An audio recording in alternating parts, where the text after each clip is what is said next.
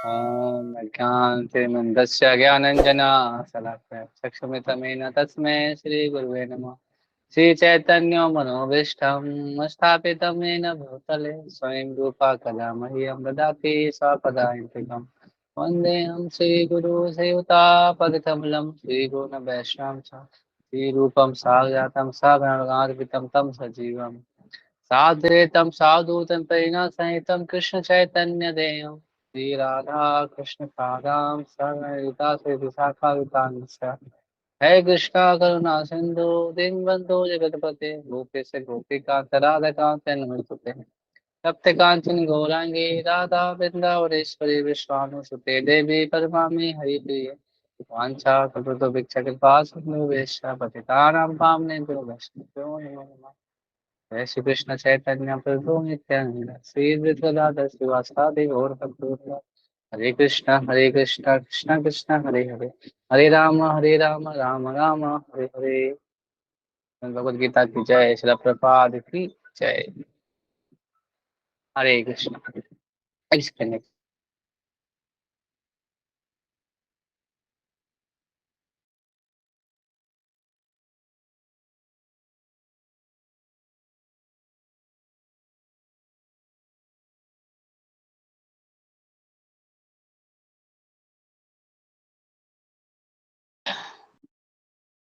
हरे कृष्णा।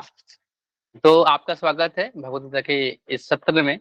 तो हम लोग अभी भगवद गीता के दूसरा अध्याय को पढ़ रहे हैं और हम लोगों ने अभी दूसरे अध्याय में आत्मज्ञान आत्मा के ज्ञान के बारे में सांख्य योग के बारे में पढ़ा। उसके बाद हम लोगों ने सकाम कर्म योग के बारे में पढ़ा, फिर निष्काम कर्म योग के बारे में पढ़ा। फिर हमने पढ़ा कि अगर भक्ति में अगर हम थोड़ा सा भी प्रयास करें तो हमें क्या प्राप्त हो सकता है। लेकिन अब उसके बारे में हम पढ़ेंगे उसके बाद कि चलो आप लोगों ने सब इतना सारा बताया भगवत गीता के बारे में, लेकिन हमारे पास तो वेद भी हैं। तो वेद का युद्ध वेद क्यों नहीं पढ़ना चाहिए, वेद कहाँ से आए हैं, वेद के बारे में हम लोग पढ़ेंगे। तो ये दो श्लोक है, 42वां 43वां श्लोक। आज हम दो श्लोक पढ़ेंगे क्योंकि प्रभुपाद ने इस श्लोक को दोनों श्लोक को एक साथ में तात्पर्य में लिखा है, इसीलिए हम इसको पढ़ेंगे। तो श्लोक इस प्रकार से है। गीता का सार, दूसरा अध्याय, 42वां श्लोक और 43वां श्लोक। यामिमां पुष्पितं वाचम प्रवदयन्ते विभिश्चिता वेदवादरतं पार्था न न अनदस्तिति ताद वादिनः काम आत्म सर्गपराः जनकर्म फलप्रदाम् क्रिया विशेष बहुलां भोग ऐश्वर्य गतिं प्रति यामिमं पुष्पितं वाचं प्रवदन्ते विपश्चिता वेदवादरता पार्था न अनदस्तिति वादिना काम आत्मनं सर्गपरः जन्म कर्म फलं प्रदाम क्रिया विशेष बहुलां भोग ऐश्वर्य गतिं प्रति। तो इस श्लोक में भगवान बोल रहे हैं अल्प ज्ञानी मनुष्य वेदों के अन अलंकारिक शब्दों के प्रति अत्यधिक आसक्त रहते हैं, जो स्वर्ग की प्राप्ति, अच्छे जन्म, शक्ति इत्यादि के लिए विविध सकाम करने के लिए संतुति करते हैं। इंद्र तृप्ति तथा ऐश्वर्यमय जीवन की अभिलाषा के कारण वे कहते हैं कि इससे बढ़कर कुछ नहीं है। इस श्लोक में भगवान वेद कहाँ से आए, भगवान से ही प्रकट हुए हैं। तो वेद के बारे में क्या बोल रहे हैं कि इसमें एक वर्ड पुष्पितम वाचम, याम इमाम पुष्पितम वाचम मतलब फ्लावरी वर्ड्स। फ्लावरी वर्ड मतलब हम लोग होते हैं ना, फ्लावरी वर्ड मोहित करने वाला जो शब्द है। जैसे हम लोग कोई फूल होता है उसकी महक होता है तो खुशबू हम लोग जाके उसी में जाके क्या हो जाते हैं, मोहित होके उसके पास जाते हैं। फिर उस फूल के मोहित होने पर हम कहीं और फिर भटक जाते हैं, ऐसा हमारे साथ होता है। तो उसी प्रकार वेद को क्या बोला गया है, या इमाम पुष्पितम वाचम। तो वेदों में बहुत सारा चीज है जिसमें आपको क्या करेगा, आपको भटका सकता है। तो वेदों में बहुत सारा चीज है, जैसे कि कर्म कांड है, उसमें फ्रूटिव एक्टिविटी मतलब फल फूल, जैसे हम कुछ अगर कुछ कर्म कर रहे हैं तो इस कर्म करने से क्या क्या हमको मिल सकता है, उस फल का फल है। फल फूल ऐसा होता है ना, जैसे हम कुछ पेड़ लगाते हैं, फल फूल का पूरा आशा रहता है, तो उसी प्रकार इसमें भी वही चीज है। तो वेद में ऐसा नहीं है कि सकाम कर्म कर्म कांड के बारे में, वेद में ये भक्ति और नास्तिकता के बारे में नहीं है। वेद में मेनली षट दर्शन के बारे में लिखा हुआ है। षट दर्शन के बारे में वेदों में बताया गया है। और वेद का पहला वाक्य क्या है? अथातो ब्रह्म जिज्ञासा। शुरू होता है कहाँ से? भगवान की जिज्ञासा, मतलब भगवान की जिज्ञासा करने से, ब्रह्म की जिज्ञासा करने से शुरू होता है। तो लेकिन अभी क्या हो रहा है, लोग क्या कर रहे हैं, वेद में जो लोग, जो हमको फायदा दे रहे हैं, वेद के जो कर्म कांड है उससे जो हमको मिल रहा है फायदा, हम उसके लिए क्या होते हैं, मोहित होते हैं। हमको ऐसे जो हमें तपस्या वाला चीज है उसको छोड़ देते हैं। जो हमको सकाम कर्म से फल मिलता है उसके लिए करते हैं। तो जैसे कि हम यज्ञ भी कर रहे हैं, तो यज्ञ, अगर यज्ञ कर रहे हैं हम लोग किसके लिए कर रहे हैं, और अपने स्वार्थ की पूर्ति के लिए कर रहे हैं, तो वो गलत है। यज्ञ किसके लिए करना चाहिए? भगवान की प्रसन्नता के लिए करना चाहिए। तो अभी क्या हो रहा है कि अभी लोग बोलते हैं ना कि आप लोग सिर्फ गीता पढ़ाते हैं। क्यों गीता पढ़ाते हैं? वेद क्यों नहीं पढ़ाते आप? तो वेद हम इसीलिए नहीं पढ़ते हैं कि वेद में बहुत सारी चीजें हैं, और हम उसमें अगर घुसने का प्रयास करेंगे क्या होगा? हम अलग-अलग जगहों में फँसते जाएँगे। तो वेद जब बोल रहा था तो ब्रह्म जिज्ञासा, तो ब्रह्म का जिज्ञासा कीजिए ना। तो हम लोग क्या करते हैं, जो सिंपल चीज़ है उसको ढूँढ के उसमें खो जाते हैं। जैसे मनुष्य क्या है, मनुष्य जिज्ञासा कर सकता है कि हाँ, हम ब्रह्म का जिज्ञासा करके उसकी प्राप्ति के लिए जा सकते हैं। लेकिन जो पशु हैं वो जिज्ञासा नहीं कर सकते। पशु में कोई जिज्ञासा होती ही नहीं है, जिज्ञासा कैसे करेंगे? तो लोग क्या है, हम लोग क्या हैं, वेद ऐसा है जैसे कि मान लो कि हम फल पे ज़्यादा आसक्त होते हैं। उस फल के, हम कोई भी कार्य करें तो हमको फल मिलेगा कि नहीं, इसके लिए आसक्त होते हैं। और हम क्या करते हैं, हम अपने आप को कैसे सुखी रखें इसके लिए सोचते हैं। जैसे कैक्टस है, कैक्टस, ऊँट है जो ना कैक्टस खाता है। वो क्या करता है, कैक्टस खाता है, उसको पूरा ऐसे चबाता है, मतलब मुँह में चबाता है, उसपे काँटे होते हैं। वो चबाता है, उसमें जीभ में कटता है, उसका खून जो होता है ना, उसको पीता है अपने खून को, और बोलता है बहुत स्वादिष्ट है। तो हम लोग भी वैसे हैं। हम लोग क्या कर रहे हैं, अपनी मेहनत से जो भी कर रहे हैं उसी को कर रहे हैं, उसी को खा रहे हैं, लेकिन हम लोग तो वही में सुखी है। तो वेद क्यों पढ़ना है लोगों को? क्योंकि उसको जल्दी से फल चाहिए। तो इसमें एक विधि है, यज्ञ का एक नाम है ज्योतिष्टोम यज्ञ विधि। ज्योतिष्टोम एक विधि है, इसमें क्या होता है कि कोई इस यज्ञ को करता है तो वो स्वर्ग की प्राप्ति कर सकता है। तो हम लोग स्वर्ग की प्राप्ति क्यों करना है? हमको मदिरापान, सोम रस का पान करना है। और हमें सुंदर स्त्रियाँ चाहिए भोग करने के लिए। तो उसके लिए हम लोग क्या करते हैं, हम इस यज्ञ का पालन करके हम उसको प्राप्ति के लिए करते हैं। तो जैसे वेदों में बहुत सारा कुछ है, आपको एक चीज़ नहीं मिलेगा, वेदों में बहुत चीज़ है, कर्मकांड। जैसे कि वेद किसके लिए है, अब मेनली जो वेद किसके लिए है, जो उन लोगों के लिए है जो अभी निस्वार्थ स्तर में नहीं पहुँचे हैं। जो अभी उस स्तर पे नहीं पहुँचे कि भक्ति भक्ति को समझ सके, ज्ञान को, ध्यान योग को समझ सके, उसके लिए वेद है। तो वेद में कैसे? जैसे हम समझ सकते हैं एग्जाम्पल से, जैसे एक घर है, घर में बहुत सारा सामान पड़ा हुआ है, बहुत सारा सामान है। तो बच्चा है कि क्या उठाता है? खिलौना उठाएगा, क्योंकि छोटा है, उसको समझ नहीं है ना, तो क्या करेगा, खिलौना उठाएगा। अगर उसको लैपटॉप भी देंगे, अगर आईआईटी का भी देंगे, बुक देंगे आई, तो क्या करेगा, वो समझ पाएगा क्या? नहीं समझ पाएगा। तो यही हालत है, अगर आप उस पता चल जाता है, तो वेद क्या है, उस स्तर के लोगों के लिए है जो अभी वो उस स्तर पे पहुंचे नहीं है। उस स्तर पे जो निस्वार्थ अवस्था है वो तक नहीं पहुंचे। तो क्या करता है, कर्म कांड क्या कराता है, उसको घुमाता है। हम ये कर्म करने से ये फल मिलेगा, फिर थोड़ा कर्म करता है थोड़ा ऊंचा उठता है, फिर थोड़ा आ जाएगा, थोड़ा ज्ञान में उठ जाएगा, फिर थोड़ा ध्यान करेगा, तो ध्यान करके क्या करेगा, भगवान का दर्शन करेगा। मान लो ध्यान में भगवान का दर्शन किया, तो भगवान का दर्शन करके क्या करेंगे, अब उसके मन में ख्याल आएगा तो क्या करेगा, भक्ति करने का प्रयास करेगा।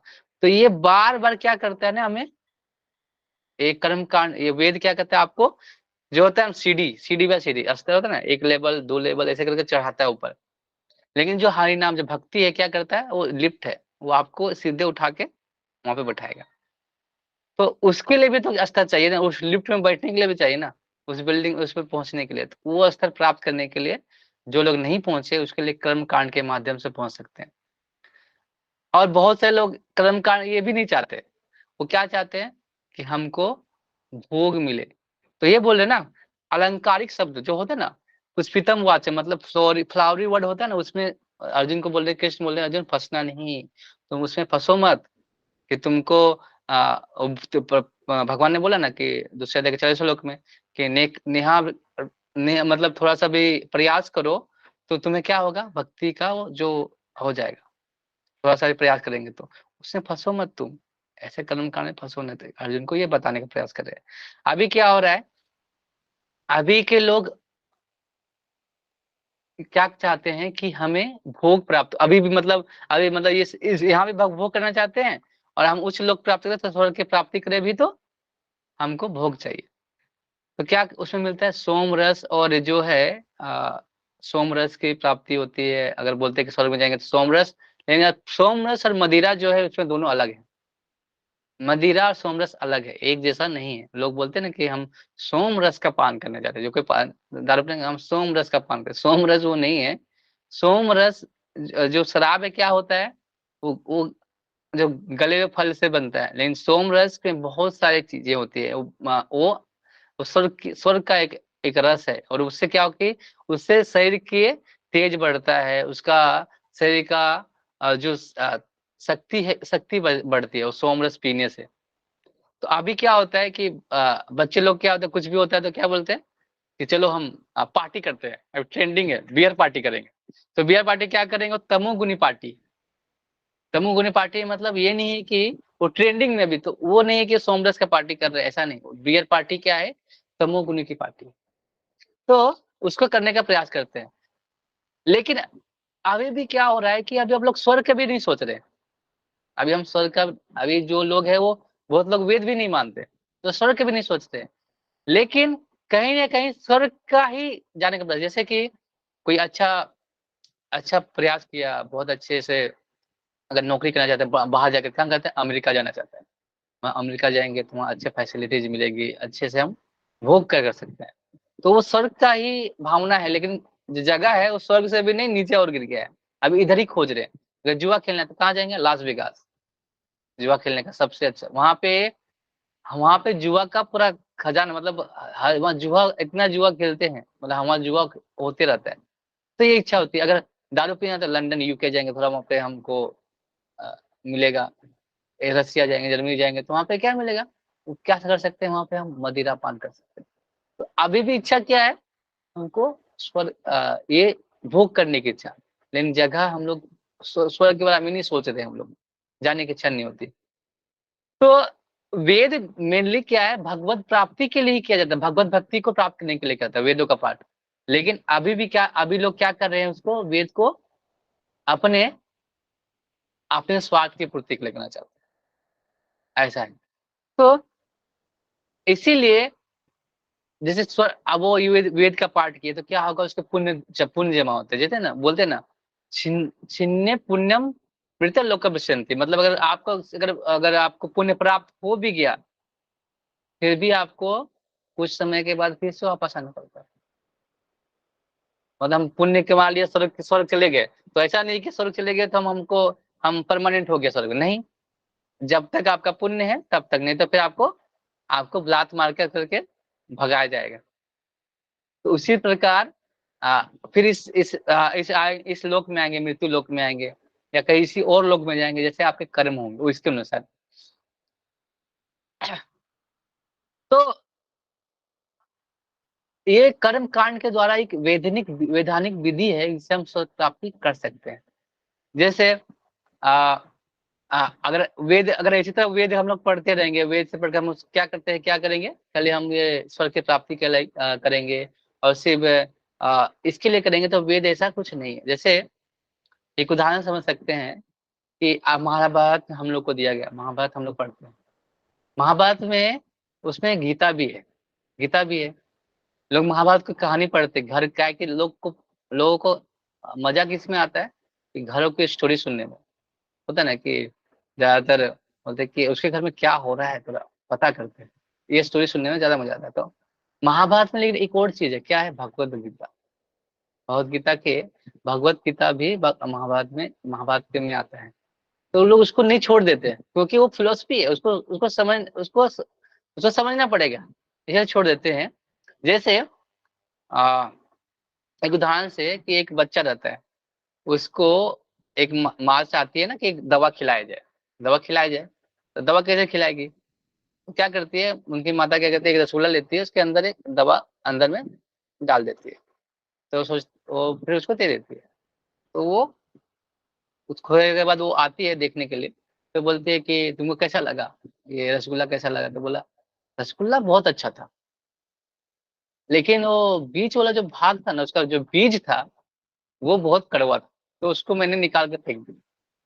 तो वही हम लोग क्या करते हैं कि जो मेन पर जो हमें अच्छा लगता है, जिससे हम भोग की प्राप्ति कर सकते हैं, उसको हम रख लेते हैं, और जो चीज हमें ज्ञान के मतलब भक्ति में उठा सकते हैं, उसका क्या करते हैं, छोड़ देते हैं। तो हम उसी बच्चे के जैसे हैं, तो हम क्या करते हैं, जो स्टोरी वाला पार्ट है, जो हम करते हैं उसको छोड़ देते हैं, नहीं तो और उसको वहाँ जो अच्छा वाला पार्ट है जिससे हमारे प्रगति हो सकती है, उसको हम त्याग देते हैं। तो हमें कुछ भी है तो अर्जुन को ही बता रहे कि तुम ऐसे फंसना मत, तुम ऐसे ऐसे ऐसे फंसो मत। यहाँ पे अलंकारी शब्द का बड़ी बोलते, यहाँ पे बोला गया ना अलंकारी शब्द, क्या? अत्यधिक आसक्त नहीं होना, स्वर्ग की प्राप्ति के लिए, अच्छा जन्म के लिए, शक्ति प्राप्ति, धन प्राप्ति के लिए से आसक्त मत हो, इसको छोड़ो। जैसे आंध्र प्रदेश में एक बालाजी है, उनको विजय बालाजी बोला जाता है, आंध्र प्रदेश में एक है। उसमें क्या होता है कि उनको इसलिए पूजा जाता है कि अगर किसी का बीजा रुका हुआ है, अगर उनको पूजा किया जाता है तो उसका बीजा क्या होता है, बीजा पास हो जाता है, तो उनको इसे इसीलिए वो जाते हैं पूजा करने के लिए। तो क्या हो रहा है, इसमें क्या भी प्राप्ति हो रहा है, एक ध्येय है, क्या है कि हमको कुछ प्राप्त करना है, इसके लिए हम उसको सेवा कर रहे हैं। लेकिन भगवान ने क्या बोला है 15वें अध्याय में, 15वें अध्याय के श्लोक में क्या बोला है, 15 श्लोक में, वेदांत कृत विदेम चाहम, मतलब वेदों में जानने वाला कौन है सबसे ज्यादा, कौन है? भगवान है। तो हम भगवान को नहीं जानने का प्रयास कर रहे हैं, हम लोग क्या कर रहे हैं, भगवान के अलावा सब कुछ जानने का प्रयास कर रहे हैं, जिससे हम भोग प्राप्त कर सकते हैं, और भगवान को जो पार्ट है वो छोड़ दे रहे हैं। अगर हम मान लीजिए हम कर्म कांड करते हैं, ठीक है, तो हमको कैसे पता कि हम इस कर्म कांड करने से ये फल हमको प्राप्त हो ही जाएगा? जिस प्रकार अगर मान लीजिए हम कर्मकांड क्यों करते हैं, मतलब पुत्र प्राप्ति के लिए हम कर्मकांड करते हैं कि हमको पुत्र प्राप्ति हो, तो आपको कैसे पता कि जो पुत्र पैदा होगा वो सुपुत्र होगा कि कुपुत्र होगा? पता है क्या? नहीं। कि आपका देख रेख करेगा या नहीं करेगा? तो कर्मकांड कभी कभी आपको उल्टा भी पड़ जाता है। तो ऐसे व्यक्ति को क्या करते हैं ना कि इस बंधन में बंध जाते हैं, एक बंधन में ऐसे बंध जाते हैं, और अगर वो इस बंधन से निकलना जब तक नहीं निकलते, जब तक उस कर्मकांड में बहुत बार फंसते जाते, जब तक क्या होता है, बहुत जन्मों के बाद क्या होता है, वासुदेव असरमिति सुमहात्मा, सुमहात्मा सुदुर्लभ, क्या बोलते हैं कि वो बहुत दुर्लभ हो जाता है, कि बहुत मतलब बहुत जन्मों के बाद कर्म कांड का जो इच्छा पूरा करता है, उसके बाद क्या होता है, उसका जो दुर्लभ जो मानव जीवन उसको मिलता है, इसकी भगवत भक्ति करने के लिए। तो हमें भी हमको हम अगर ये मनुष्य जीवन मिला है, तो हम हो सकता है कि हम लोगों ने बहुत सारे कर्म कांड ये और बहुत सारे सीढ़ियाँ चढ़ी हो। हमारा तो एक जन्म नहीं है, हमने तो बहुत जन्म लिए हैं, तभी हमको इस भक्ति और भगवान प्रपात के मिशन में हमको आने का मौका मिला है। जैसे होता है ना कि एक होता है सतयुग, फिर होता है त्रेता, द्वापर, फिर कलयुग। तो सतयुग में बहुत पुण्यवान व्यक्ति हैं जो उसमें निकल जाते हैं, उसके बाद फिर थोड़ा सा जो कम पुण्यवान है त्रेता में, फिर थोड़ा सा कम कम पुण्यवान है जो द्वापर में, और जो सबसे बदमाश है, जो मतलब कुछ होगा नहीं, जो लास्ट बेंचर होते हैं ना कि मतलब ये इसका कुछ होने वाला नहीं है, तो कलयुग में डाल दिए जाते हैं। और कलयुग में भी कुछ नहीं कर पाएंगे तो फिर से जन्म लेना पड़ेगा। तो और कलयुग में जन्म लिया, और कहाँ पे, चैतन्य महाप्रभु के टाइम पे। चैतन्य महाप्रभु जस्ट 500 साल पहले आए हैं। अब भगवान श्री कृष्ण जो खुद कृष्ण आए कब, 5000 साल पहले, जस्ट हम लोगों ने मिस कर दिया भगवान को। तो उस समय हम लोग का जन्म हुआ है, तो हमको इस वेद पढ़ के हम अपने भोग ईश्वर के प्रति अलंकारित, जो हमारे जो अच्छा जन्म स्वर्ग प्राप्ति के लिए, फिर भी हम उसी में कूद रहे हैं जो परमानेंट है ही नहीं, तो फिर हम क्या होगा, फिर से हमको इसमें बार-बार जन्म लेना पड़ेगा। तो अगर आप चाहते हैं कि फिर से हमें जन्म लेना पड़े, फिर से हम वही काम करें। इसलिए बताया पिछला श्लोक में हम लोगों ने पढ़ रहे थे ना कि अगर कोई अगर भगवान की भक्ति नहीं करता है, अगर भौतिक रूप से सफल हो भी जाता है, फिर भी असफल है, क्योंकि भगवान की भक्ति नहीं कर रहा है। लेकिन कोई भक्ति कर रहा है और सफल भी और विफल भी है, तो दोनों में फायदा है। सफल के में फायदा कैसे है कि सफल में अगर सफल होगा तो भगवान का धाम मिलेगा, और असफल भी हुआ तो फिर से चांस मिलेगा। तो दोनों में फायदा है, तो हमको फायदे का सौदा लेना पड़ेगा ना। हम तो बिजनेस देखते हैं, तो हम एक फायदे का सौदा तो मिल ही रहा है। जैसे वेदों को मैं एक एग्जांपल से और समझा सकता हूँ। जैसे एक राजा था, तो क्या था कि एक राजा था, एक माता जी, बूढ़ी माता जी लेके जा रही थी। तो एक गठरी लेके जा रही थी, वो लकड़ी का कैसे लेके जा रही थी। तो राजा ने पूछा, मैं आपके लिए क्या कर सकता हूँ? तो उसका क्या जवाब होना चाहिए था? उनको क्या मांगना चाहिए था?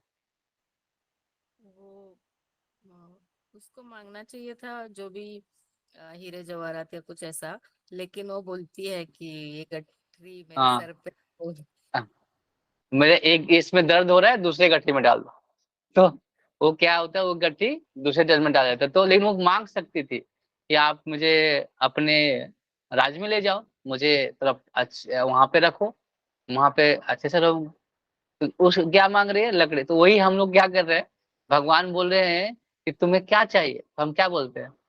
कुछ नहीं कुछ नहीं, हमको थोड़ा सा एक धन संपत्ति दे दीजिए, थोड़ा सा अच्छी स्त्री दे दीजिए, सुंदर स्त्री मिलनी चाहिए, थोड़ा घर अच्छे होने चाहिए। ऐसा हम लोग मांग के छोड़ देते हैं। तो हमें क्या मानना चाहिए कि हमें ये हमारा आखिरी जन्म हो, हम भक्ति करके इसमें निकल जाए। ये इच्छा होनी चाहिए। मेरी इच्छा तो यही है कि मैं अगला जन्म ना हो, ऐसा इच्छा होनी चाहिए हमारे अंदर। क्योंकि देखो, आपको इस जीवन जीवन में कितना कष्ट है। अगर आप हम समझते हैं अपने जीवन को, तो समझिए कष्ट कितने हैं। लेकिन फिर भी हम क्या हो रहे हैं, होता है ना कि एक पेड़ है, तो एक विषाक्त फल है, तो हम लोग क्या करें, उसी में आसक्त है। नहीं नहीं, हम इसी को खाएंगे, नहीं नहीं, हम इसी को खाएंगे, हमको कुछ नहीं चाहिए, इसी फल को खा के हम।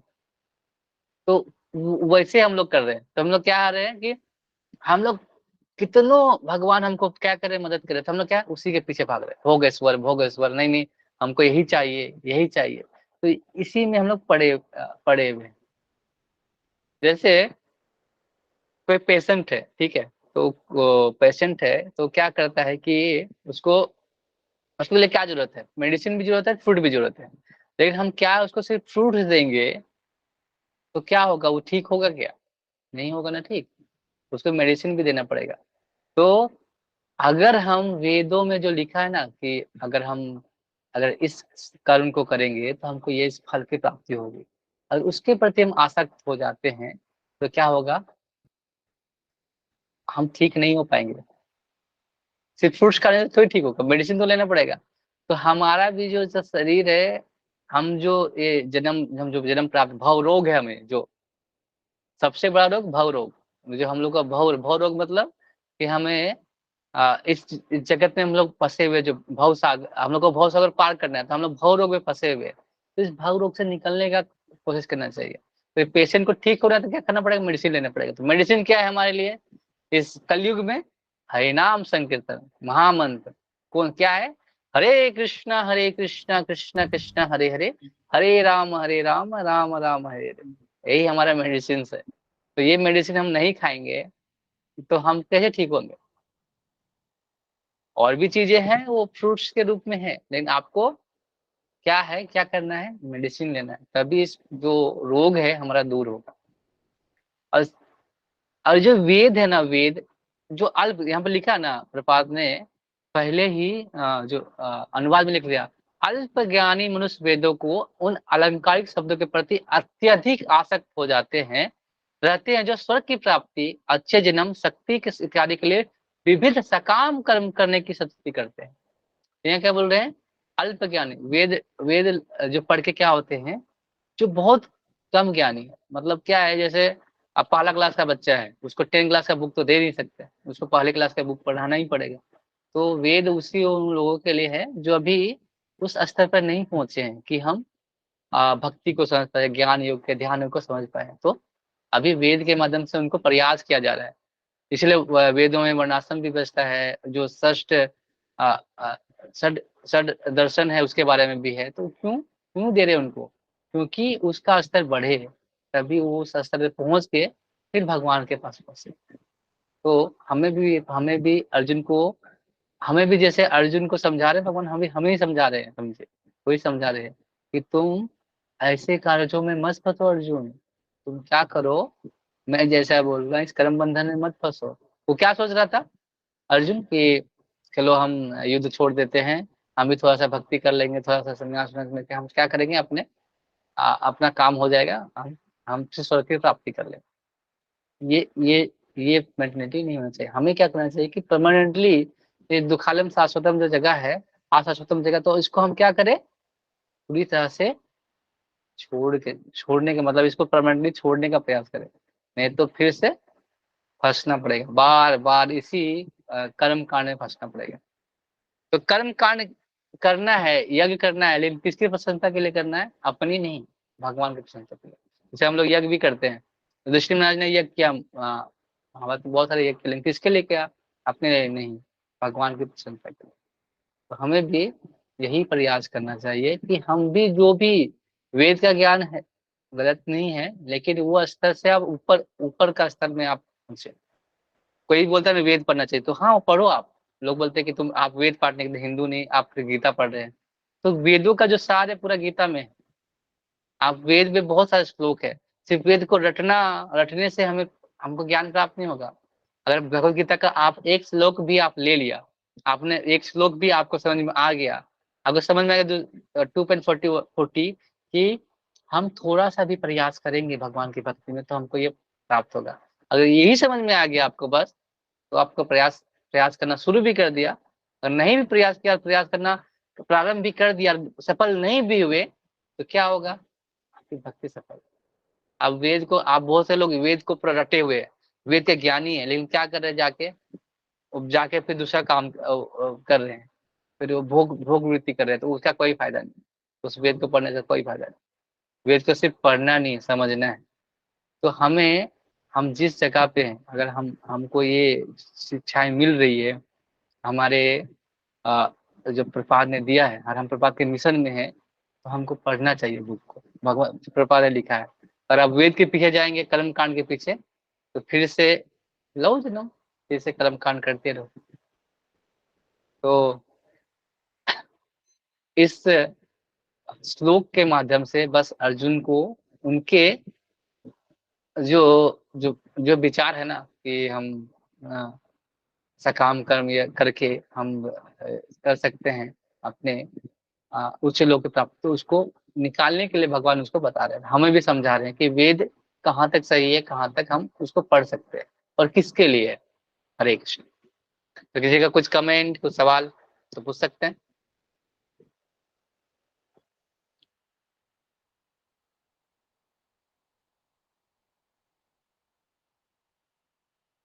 विकास प्रभु, विष्णु प्रभु,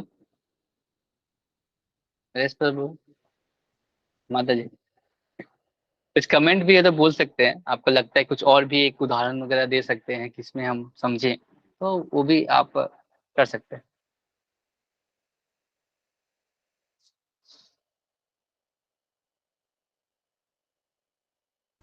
कोई सवाल नहीं? हरे कृष्णा प्रभु जी। हाँ, अभी हरे कृष्ण माता जी। भगवद गीता को वेदों का सार बताया गया है। हाँ। हाँ, तो जितने भी वेद हैं, ये 4 वेद हैं, हम्म। सामवेद, यजुर्वेद, अथर्ववेद, हम्म।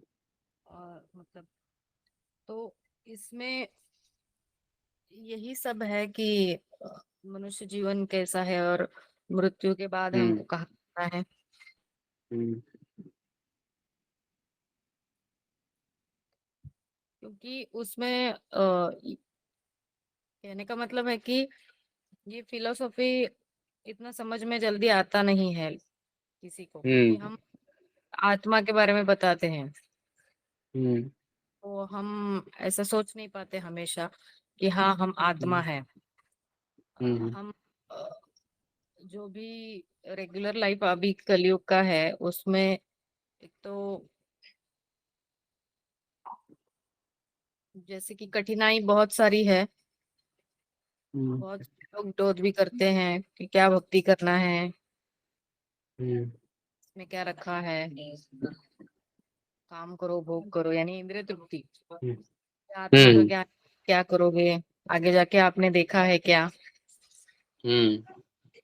तो ये सभी चीजें मतलब रियल लाइफ में हम एक्सपीरियंस करते हैं। तो उसमें मतलब अनुभव आता है। हमको मतलब शास्त्र प्रमाण है ये भरोसा दिलाने के लिए हम ऐसी कौन सी चीज करें कि जो सामने वाले को पता चले कि हाँ ये सही में कर रहे हैं, मतलब बता रहे हैं ताकि क्योंकि उसमें एक तो अनुभव हुआ यहाँ तक कि हरिनाम संकीर्तन करना ही चाहिए। भले आपको वेदों का ज्ञान समझे या ना समझे, लेकिन आप जब तो कीजिए, हरिनाम कीजिए, ये बता सकते हैं। फिर भी जो व्यक्ति बता रहा है या जो भी कोई इसको प्रचार के माध्यम से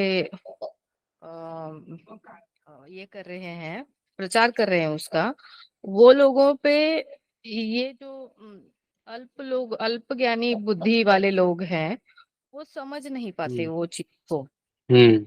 शास्त्रों को कैसे प्रमाणित करे कि हर बार उनको बताना पड़ेगा कि ये देखो यहाँ पे ऐसे लिखा है। साफ आपका बताया गया है, हाँ, तो वो बोलेंगे आपने इतना कुछ, अभी तो वो पढ़ने का नहीं है दिमाग में अभी। मुझे भी कम से कम ज्यादा नहीं, एक 25-30 श्लोक आते होंगे, उससे ज्यादा नहीं आते। मतलब अभी तक मैंने जो भी रिसाइटेशन किया है वो भी धीरे धीरे सुन के उनको बताने के बाद वो होता है। और हम जो रियलाइजेशन करते हैं खुद के लिए कि हाँ नैनम चिदंती, है ना, वो जो है कि हम चिरंती शस्त्राणि नैनम दहति पावकः न चैनम क्लेदयन्त्यापो न शोष्यति मारुतः, यानी कि मुझे कोई मारने भी आएगा तो भी मैं मरूंगी नहीं, मेरा आत्मा कंटिन्यू होगा। तो ये हम ऐसे प्रैक्टिकल उनको रियलाइज नहीं, मतलब बता नहीं सकते। ये तो हर एक का एक्सपीरियंस का बात है, खुद का खुद जो करना चाहिए। तो हमको शास्त्र को कैसे उनको बताना है जो कि वो प्रमाणित स्वरूप से वो एक्सेप्ट करे कि हाँ ये है। हाँ, इसका मैं आंसर देता हूँ। ज्यादा आपका मैं समझ गया कि अगर कोई बोल रहा है कि चलो ठीक है कि आपका गीता में सारे कुछ दिए हुए हैं, वेद वेद क्यों नहीं, मतलब वेद का हम कैसे प्रमाण दे कि वेद अभी का जो सार है गीता है, ऐसा हाँ है ना? तो हाँ तो इसीलिए जैसे पहले हम लोगों ने बताया कि वेद किसके लिए है, जो वेद उस स्तर पे जो नहीं पहुंचे हैं कि वो समझ सकते हैं। जैसे अगर वो अगर हम किसी को भगवान के बारे में बता रहे हैं तो उसको पहले उतना स्तर पे होना चाहिए कि वो उसको समझ सके। जैसे हमको, जैसे हम कभी भी शुरू करते हैं, जब हम लोगों ने भक्ति शुरू की तो शुरू में वही बताया गया है कि ऐसा होता, हम लोग क्या पहले बताया जाता है कि नहीं तुम क्या करो, जप करो। तो जप जप करो, थोड़ा सा मंदिर आओ, थोड़ा प्रसाद खाओ, ऐसे सिखाया जाता है। तुरंत हम लोग उसको प्रमाण प्रमाण नहीं देते। लेकिन बहुत लोग क्या बोलते हैं, बहुत लोग वेद पढ़े रहते हैं, सुने रहते हैं बहुत जगहों पे। ऐसा मेरे साथ कल ही हुआ। मैं कल ही का ही उदाहरण दे देता हूँ। मेरे साथ एक मेरा दोस्त था, मैंने कॉल किया मुझे, तो वो बोला मुझे कि तुम्हारे जो लोग हैं तुम सिर्फ कृष्ण को ऊपर बताते हो, कृष्ण ही सुप्रियर हैं, और भी देवी देवता है ना, वो भी तो भगवान है। हम बोले हाँ वो भी हैं, लेकिन वो अपने क्षेत्र में भगवान है। कृष्ण लेकिन सुप्रियर है। वो बोला कि नहीं शिव जी भी तो है। तो हाँ शिव जी भी हैं। मैंने उसको बोला कि शिव जी भी हैं लेकिन वो भगवान लेकिन कृष्ण सबसे सुप्रियर है। बोला नहीं नहीं वो ऐसा नहीं है, तुम लोग को सबको सम्मान मानना चाहिए। तो हम समान कैसे मान सकते हैं? सबसे बड़ा अपराध है, समान नहीं माना। भगवान के अभिन्न अंश हैं, लेकिन अभिन्न है लेकिन समान नहीं है। हम लोग का दूसरा नाम अपराध है। और 9वां नाम अपराध क्या है हमारा, क्या है बताइए? श्रद्धालु को, हमको श्रद्धालु को क्या करना है? उसको बताना नहीं ज्यादा। हाँ, हाँ, तो हाँ, तो हम शुरू में हमको ये नहीं करना है कि हमको उसको, बहुत से लोग क्या है उसको पता नहीं है ना वो क्या बोल रहा है। उस स्तर पे है कि वो समझ सकता है, तब हम उसको थोड़ा बता सकते हैं। इसीलिए लोग, अगर हम शुरू में हम उसको नहीं बता सकते कि हाँ तुम श्री कृष्ण ही भगवान है, सब गीता का सार है, तो उसको ऐसे बताएंगे तो क्या होगा? चिढ़ जाएगा। क्योंकि उसके पास बहुत सारी फिलोसफी भरा हुआ है। तो वो कल मेरे दोस्त वही बोल रहा था, तो मैंने बोला ठीक है, तुमको हम अगर बताएंगे भी शास्त्र प्रमाण, तुम अगर कुछ ही बोल रहा है तो उसका शास्त्र प्रमाण जब तक नहीं देगा तो हम मानने वाला नहीं। अब तो हम जो बोल रहे हैं हमको शास्त्र प्रमाण देने को तैयार है, और शास्त्र प्रमाण तुम देगा तो हम तुमको मानेंगे। और हम जो बोल रहे हैं उसका शास्त्र प्रमाण हम देते हैं। क्योंकि ब्रह्म संहिता में बताया गया ना कि जो शिव जी हैं, जैसे दूध और दही होता है, तो दूध से दही बना सकते हैं लेकिन दही से दूध नहीं बना सकते। तो जो दही है क्षीरम, क्या है? शिव जी है। और जो दूध है क्या? कृष्ण है। तो कृष्ण जो स्रोत है, दूध से हम, दूध से और भी चीज बना सकते हैं। लड्डू बना सकते हैं, घी बना सकते हैं, सब कुछ बना सकते हैं।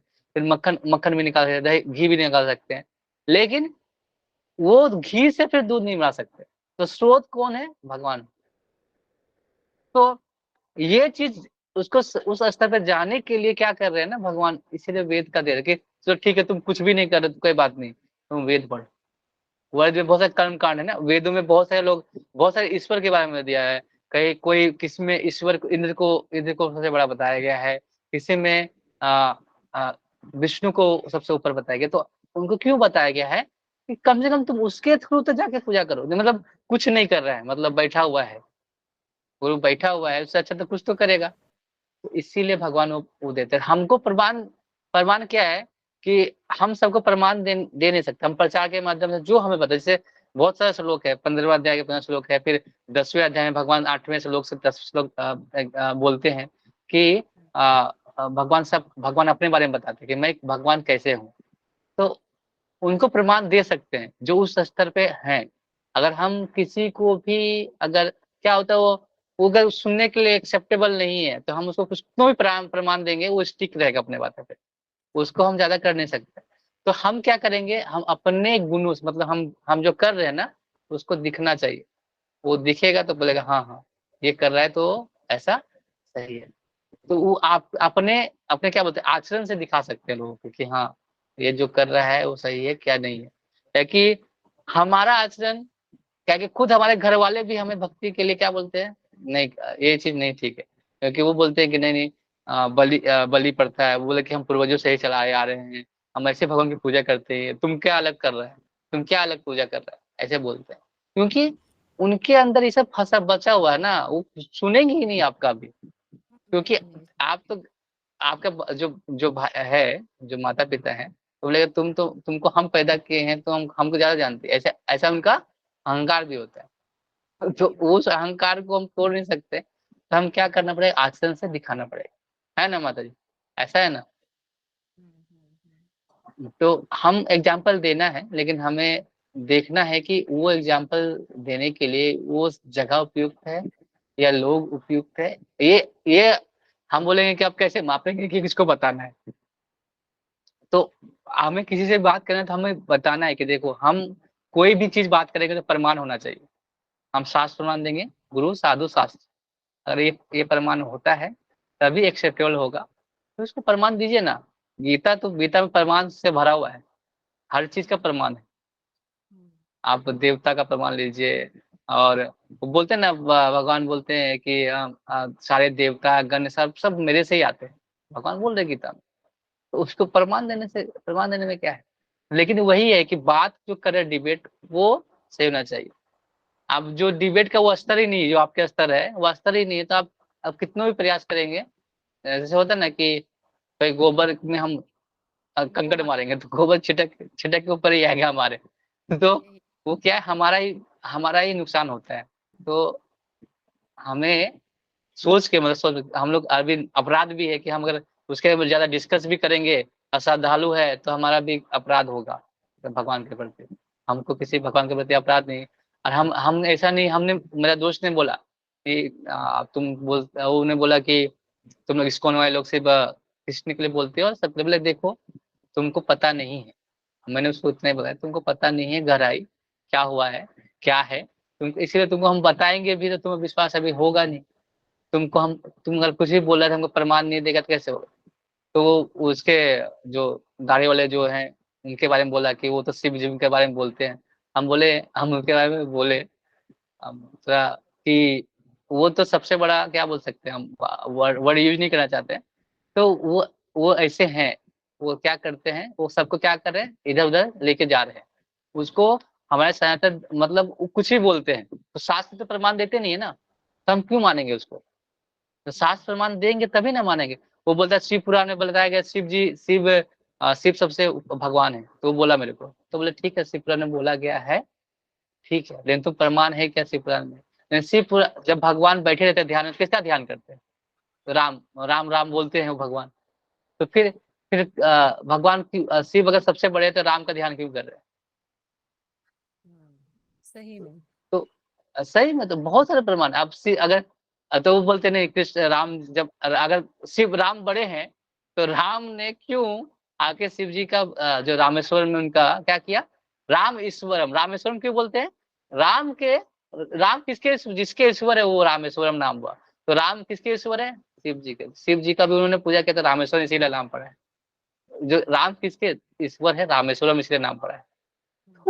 तो भगवान इतने सारे प्रमाण है। हमें कोई लोग है क्या ना आपके, आपको बस क्या करना चाहता है, नीचे दिखाना चाहता है, तो उसको हम बता के कुछ नहीं कर सकते। उसको बोले कि ठीक है, हम बोले कि उसको तुम शिव जी को मानता है बड़ा, तो हम पूजा करो ना, हम मना तो नहीं कर रहे तुमको, शिव जी को तुम मानो। लेकिन कृष्ण सुप्रियर रहेंगे और है, वो शास्त्र प्रमाण से हम बोल रहे हैं। हम ये नहीं बोल रहे हैं कि तुम तो बोले नहीं हम कृष्ण को मानते, तो कृष्ण को मानता है ठीक है, लेकिन तुम जानता नहीं है। तुम पहले जानो शास्त्र के माध्यम से, शास्त्र पढ़ो, खाली 4 यूट्यूब के वीडियो देख के तुम घुमा के मत बोलो। ऐसा मैंने बोला उसको। तो ऐसा नहीं होना चाहिए कि हम किसी से सुन लिए, आधा बात सुने उसको आधा करके बोले। बहुत सारे लोगों ने प्रपात का भी बहुत सारा जो वीडियो है बहुत निकाल के बताया ऐसा। क्यों, क्योंकि उन लोग का काम ही है, जितना ध्यान क्या करते थे कि किसका हम तोड़ सके, ऐसा उन लोग अफवाह फैला सके, गलत प्रचार कर सके। तो उसके सुनने से फायदा नहीं है हमारा, और उसके मुंह लगने से फायदा नहीं। तो उसको उसको छोड़ ही देना चाहिए, अपना काम करने दीजिए, हमारा प्रचार ही हो रहा है आपसे। जैसे एक उदाहरण मेरे कहानी याद आ गया तो मैं सुना ही देता हूँ। प्रपात एक बार क्या होता है, एक केस हो गया था उधर अमेरिका में। तो वो बोला कि तुम लोग इस्कॉन वाले क्या कर रहे हो, ब्रेन वॉश कर रहे हो, तुम बच्चे को लेके जाते हो, अरे सब ये कर रहे हो। तो प्रपात ने बोला कि तुम जब जाओगे पूरा, और कृष्ण कृष्ण सबसे सुपीरियर कैसे हैं, और वो बोले थे ना कि जो ईसा मसीह है जो लोग ईश्वर को मानते हैं, तो ऐसा बोले। तो उन्होंने बोला कि तुम पूरा शास्त्र लेके जाओ, पूरा भगवत गीता भागवतम सब लेके जाओ, और उस शास्त्र के माध्यम से पूरा पूरा उसको डिफीट करो। तो हम क्या है, हम लोग स्टिक होना अपने प्रमाण पे, अपने शास्त्रों पे। आगे कुछ भी कोई बोल देगा तो हमें नहीं मानना है। हमें बोले कि तुम यहाँ पे प्रमाण है, प्रमाण दो, फिर हम बात करेंगे, आगे बात करेंगे। हमारा पहला फोकस होना चाहिए कि हमको बताया गया ना हमेशा, गुरु साधु शास्त्र, तुम बोलोगे तो हम क्यों मानेंगे। हम भी बोले थे हमारा क्यों मानेंगे, जब तक हम भगवत गीता से पढ़ा रहे ना, भगवत गीता में जो लिखा है मैं वही बता रहा हूँ। मैं ये नहीं बता रहा हूँ कि मैं मान रहा हूँ। क्या बोलूँ, प्रभुपाद ने बोला है, प्रभुपाद ने ऐसा बताया है, मैं थोड़ा सा एग्जाम्पल देके समझा रहा हूँ। लेकिन लेकिन मैं ये तो नहीं बोल रहा कि मैं मेरी मेरे मेरा मेरे अनुसार ऐसा है कि ऐसा होता है। तो जितने भी भगवत गीता ये मार्केट में है ना, यही है। वो क्या मेरे अनुसार लग रहा है कि कृष्ण महापुरुष हैं वो, लेकिन भगवान नहीं है। तो तेरे अनुसार थोड़ी चलेंगे हम, तुम कौन होता है जानने वाला, तुम्हारा तुम कहाँ से आया है, तुमको पता है, तुम अपने बारे में पता नहीं तो भगवान का हम क्या बताएगा। बहुत सारे राइटर है, मतलब इतने सारे बुक है, इतने फेक बुक है कि हमें हो सकता है कि हम बहुत भाग्यशाली कि हमें भगवान का बुक पढ़ने का मिला। और प्रभुपाद ने भी अपने से नहीं लिखा है, प्रभुपाद ने क्या बोला, आचार्यों की कमेंट्री लेके लिखा है, तो भी उन्होंने अपने से नहीं लिखा। तो हम अगर कहीं बात करेंगे तो सबसे पहले बोलेंगे कि वो बोलता है ना, लोग बोलते हैं कि तुम्हारे तो प्रभुपाद ने लिखा है, तो प्रभुपाद ने लिखा है, लेकिन कहाँ से लिखा है। आचार्य कमेंट्री से, तो ये प्रमाणित है। आप कहाँ से लिख रहे हैं? आप कहाँ से लिख रहे हैं? सबसे पहले बात कि आपका रेफरेंस कहाँ से, किस शास्त्र से है? अभी कोई भी फिल्म बनते हैं, बहुत सारे जो भगवान की फिल्म बनते हैं, तो कोई शास्त्रीय प्रमाण नहीं है, अपने से जो मन आ रहा है वो कर रहे हैं। तो वो सही नहीं है ना। अब कभी भी रामानंद सागर में भी जो महाभारत है उसमें गलती है। महाभारत के जो में कभी नहीं लिखा गया है कि द्रौपदी ने बोला था दुर्योधन को अंधे का पुत्र अंधा, नहीं बोला है। कहीं प्रमाण, कहीं लिखा ही नहीं है उसके बारे में। कभी हम महाभारत पढ़ेंगे तो हम उसके बारे में भी चर्चा करेंगे। महाभारत भी बहुत भास्ट सब्जेक्ट है, बहुत अच्छा है, उसको भी पढ़ेंगे उसके लिए। तो हमें यही पता लगता है शास्त्रों का प्रमाण में ज्यादा जाना है। आपको कुछ बोले, कुछ नहीं, आप प्रमाण दे रहे हैं, दे दे ठीक है, नहीं तो फिर आप भी बाय बाय कीजिए, हम प्रमाण देते हैं आपको भगवान के बारे में। तो ऐसे ऐसे हमको प्रयास करना है, इसलिए हमको शास्त्रों को पढ़ना है। प्रभुपाद का बुक पढ़ना है, प्रभुपाद के लीलामृत पढ़िए, प्रभुपाद के बारे में पढ़िए, तब आपको क्या, आपका जो भक्ति है ना एकदम साधर बढ़ेगा। आपको सबसे अच्छा एक प्रभुपाद का लीलामृत आता है बुक, प्रभुपाद छोटा बुक है, पहले वो पढ़िए। अब जिसके पास नहीं वो पढ़ सकते हैं प्रभुपाद लीलामृत। वो बहुत मतलब प्रभुपाद ने क्या स्ट्रगल किया है ना, भक्ति में क्या प्रचार किया है। और और क्वेश्चन आंसर जो वाला एक बुक है, तो वो जो बुक है वो भी ले सकते हैं। ये सारे बुक क्या है, हमें और भी रीड करते हैं, हमें फिलोसफिकल में भी हम किसी को बोल सकते हैं, किसी को बता सकते हैं। हमारा यही प्रयास है, हमको ज्यादा किसी पे लगना नहीं है।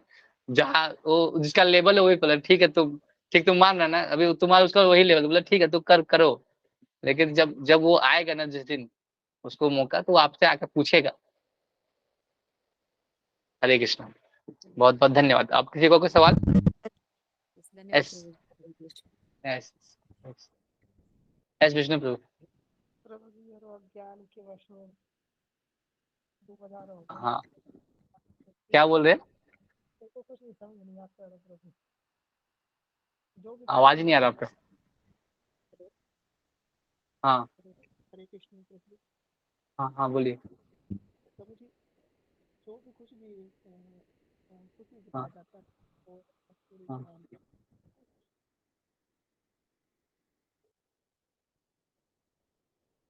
आपका आवाज नहीं आया तो कोई नहीं, आप मेरे को मैसेज करना, मैं आपको जवाब दे दूंगा।